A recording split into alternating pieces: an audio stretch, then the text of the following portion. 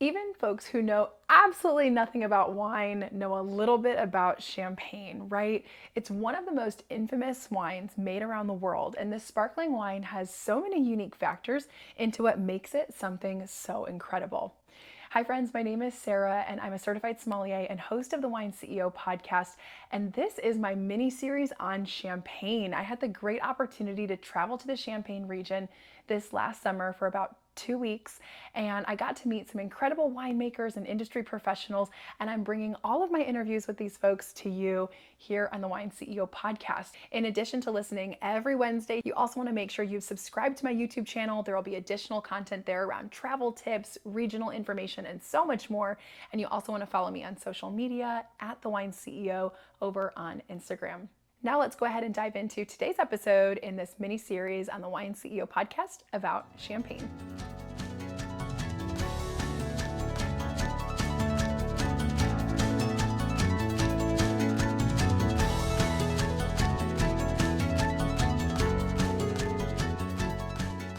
I have to say that one of my favorite days by far in the time I was visiting Champagne was the day I got to visit the local cooperage.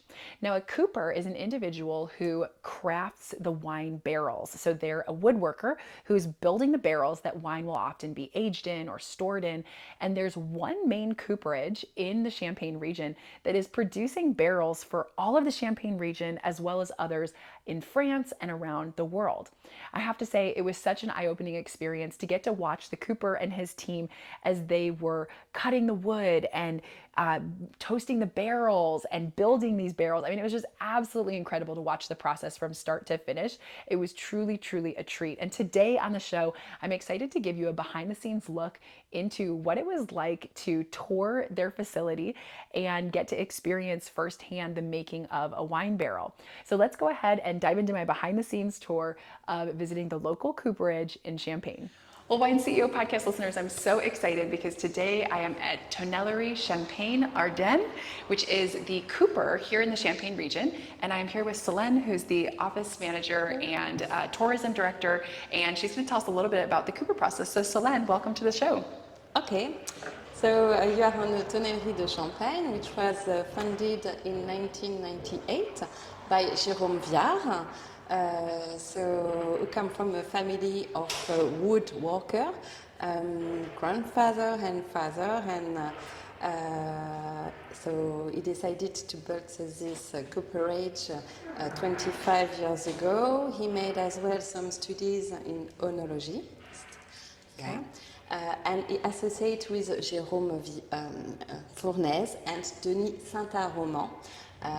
Denis Saint-Aroman look more after the part of the fût barrels, okay, the cooperage, and Jérôme Fournaise more about merinderie, which is the industry of the oak, the wood, how to work the wood before coming barrels, and to build the food, which are the big capacity, the big volume of the barrels. Amazing. So tell us a bit about where the wood comes from. Do you have local wood? Do you buy wood? Where's the trees from?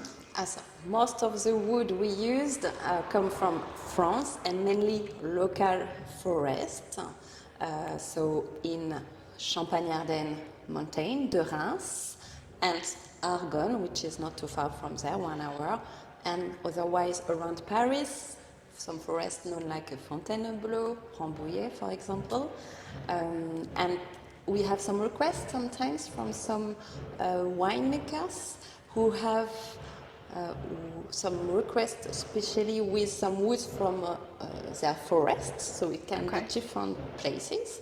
And we have some woods that come from as well other neighbored countries, like Belgium or Luxembourg, for example. Very cool. And I know that this Tonnellerie has been around for a few years, but everything's done by hand here, right? So some modern coopers will do machine work, but here it's almost completely by hand, which is an art. Exactly.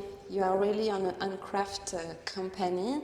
Of course, we need some machines to help because it's very, very hard work, but most of those tapes are really made by hand and mainly à la demande, on request à la carte.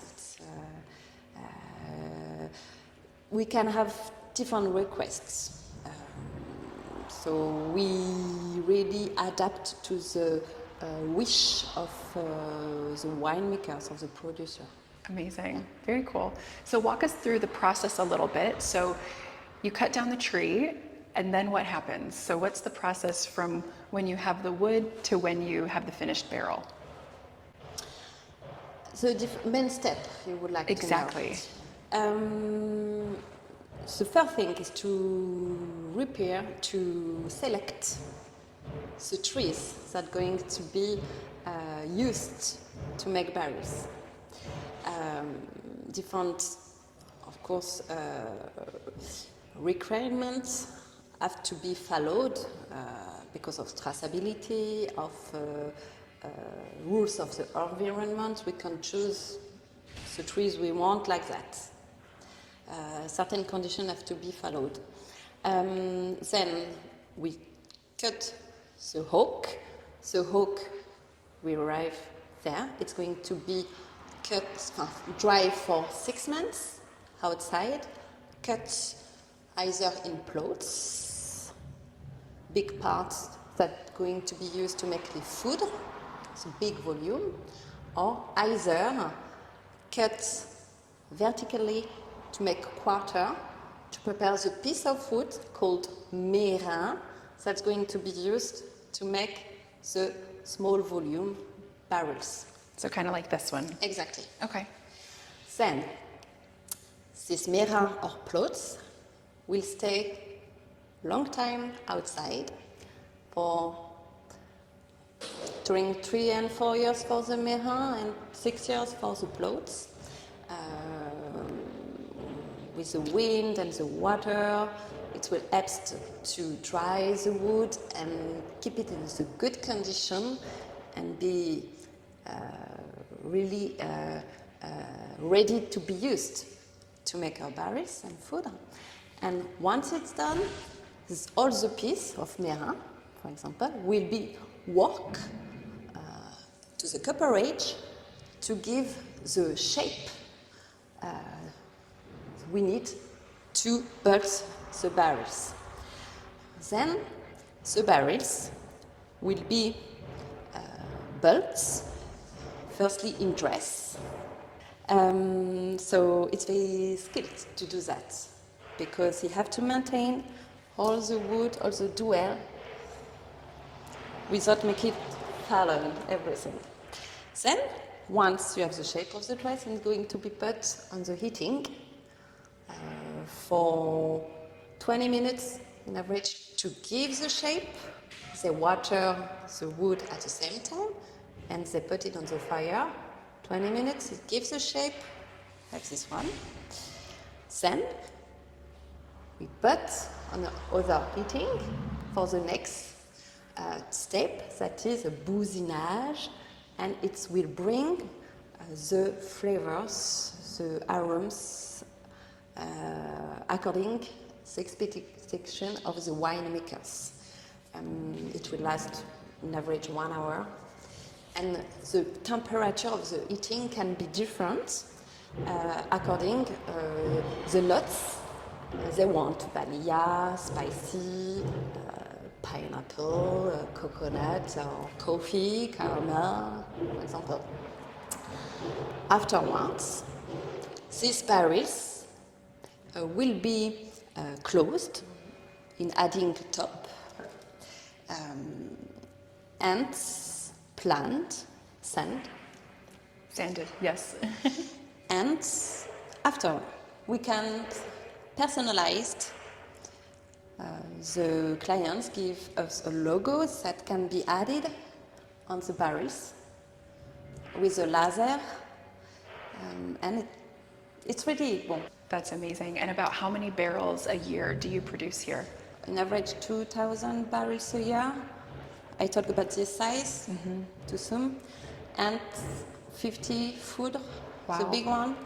Amazing. because it takes time. It takes a lot of For the big time, one. definitely. And so right now we're close to harvest. And so you shared that the team is very busy because many Exactly. winemakers are placing orders now for Yes. many barrels. Yes. And you said there are two coopers in the Champagne region, but the second one is very new. So this cooper has really been the main cooper for the Exactly. Champagne It region is. for This is a generations. reference of Yeah. the cooperage of the region. So, Selene, how does the barrel impact the finished wine? How is this product so special that it then has impact in the wine?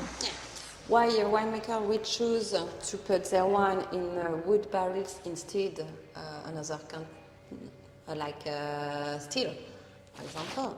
It's because they really want to bring something a little bit special, not as everyone, because it's very personalized, and there is a part of even if we know what we want, is like a part of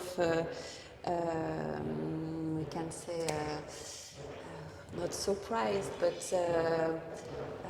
it's a challenge in a side as well. It's a you have different results in using the barrels. You have to look after the barrels more than you have to look after the steel. But it's really, it's more than just put wine in something for vinification. It's really, it's like the wood is living again, you know. So it's a question of philosophy, I think. And as well, the history said that all the wine starts in the wood. Barrels, it was made like that. So anyway, Incredible tradition, of Yeah, course. I love that. Firstly, it was more producers that wanted to do a different cuvée. One cuvée in their range made in barrels, and the other one made more like in steel vats and bottle. But now we have more and more clients that ask to develop a range a little bit bigger, aged in barrels. But it stays most of the time one of the champagne in the range. It's Okay. not all the production. Okay. And do you make any barrels for producers outside of the Champagne region? Yes, we have a request in different regions of wine in France and as well foreign countries Very like cool. Belgium, Luxembourg, Oregon in the United States, Australia, South Africa, England, Switzerland recently, Wow. for example. Very cool. That's amazing. Well, it was so wonderful to be able to tour the facility and learn so much by seeing. Do you offer public tours where visitors to the Champagne region could come and see the work, the craftsman Yes. work? Exactly, it was really a wish of Monsieur Viard, who are passionate in and want really to show all this art, because this is an art. Definitely. Don't forget it before business. It's something to share with the public to be able to make them understand the work behind everything. So it's important to develop all this part of the activity.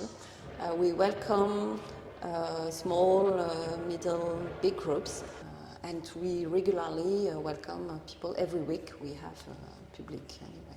Amazing. Yeah. Well, I'll make sure to include all of the information in the show notes that if you want to come and visit the Cooper here in Champagne, you can definitely do so. It's an amazing opportunity to see a really cool part of the champagne making process. So, Solène, thank you so much for your time today. You're welcome. If you're ever visiting the Champagne region, this is a must visit. It was such a cool spot. You can definitely call ahead to schedule a reservation or send them an email and book a private tour. I had the best time getting to visit the facility and do a wine tasting with the Cooper and his team. And let me tell you, if you're in the region, this is one stop that cannot be missed. All right, friends, I hope you enjoyed today's episode. If you learned something new, don't forget to like and share this episode with a friend. If you're listening on Apple Podcasts or Spotify, I would love if you could take a moment and give me a review. It's one of the best ways for new folks to learn about the Wine CEO podcast. If you're listening on YouTube, I would love if you could subscribe to my channel. Drop a comment below. Let me know what you learned in today's episode, what you loved about this. The best way for more folks to learn about the Wine CEO podcast is by word of mouth. So I would so appreciate if you could share this episode and my channel with a friend. If you have questions about this episode or wine in general, don't forget you can always send me an email, sarah@thewineCEO.com, and Sarah is SARAH, or you can send a message to me on Instagram @thewineCEO. I'm always available and happy to answer any questions, give food and wine pairing recommendations, or just chat about wine in general. Don't forget that as a part of this Champagne mini series, there's a lot of additional content coming your way, from travel tips, interviews with winemakers, and so much more. So make sure to check out all of the corresponding episodes and content around the Champagne mini series. Until next week, friends, I hope you drink something new and delicious. Maybe check out a new champagne you haven't had before. And I will catch you next Wednesday in the Wine CEO podcast.